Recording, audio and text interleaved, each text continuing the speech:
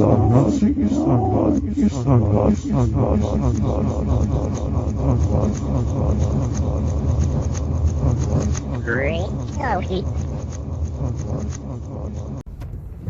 wanted to add regarding Iran and matters surrounding Iran that I don't know, and maybe somebody can clue me in, what it is exactly that Iran did to the United States to be under our thumb, our scrutiny, for all the things that they keep saying, that Iran, until they learn how to act more, until they start behaving properly. Well, I'm still trying to figure out what it is they're doing that these claims of misbehavior are coming from, because I imagine if it was anything specific, they would have said so, but I don't think there is anything. I don't think there is anything. I think that it makes perfect sense that we want their oil. We want not just their oil, it's geostrategic. It's the only country that we don't have control over besides like China and Russia.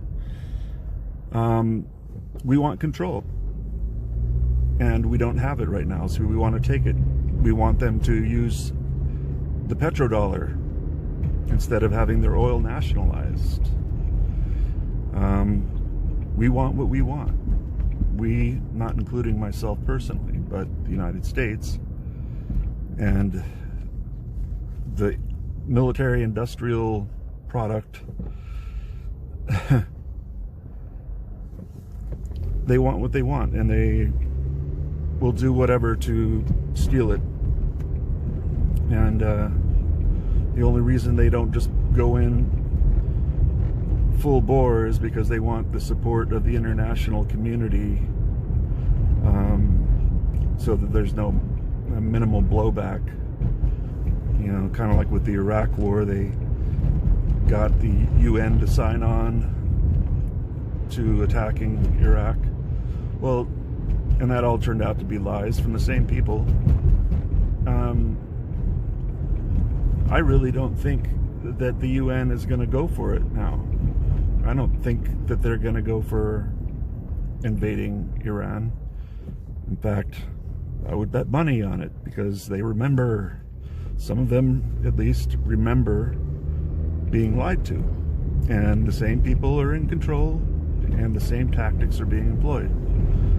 So they're not going to easily get support from the international community. And I would venture to guess that they won't get it at all, because no matter what happens, and this is what we've seen so far lately, no matter what happens,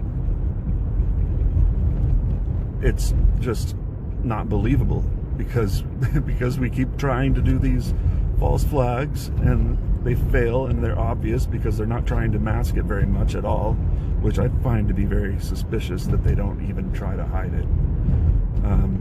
I know they're above the law, but they won't be forever, but they seem to think so.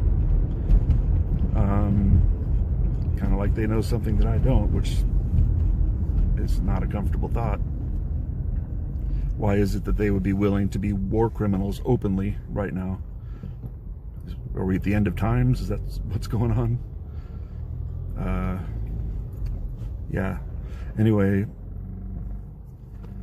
they're lying. I also wanted to add that it's not the people who are running the country who suffer when there's war or when there's sanctions. All this stuff comes down on the innocent civilians, and they know this. They know that it's not an effective technique to sanction, to try and get a regime change. It's never worked. So they're just doing it to be sadistic.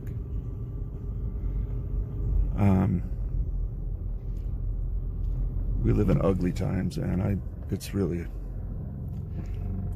hate being on the wrong side of the border, on the wrong side of history. I love my country, but it is sick. It is not well. It needs to be hospitalized. And it will be. And we, the people who did not vote for any of these wars, we will be the ones who suffer. When it all comes down on the U.S., we'll be the ones to suffer. Not the leaders who got us into this shit, not the people who got rich off it.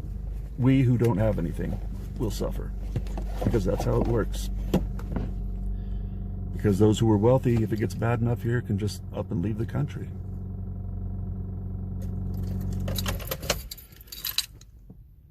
Don't believe their shit.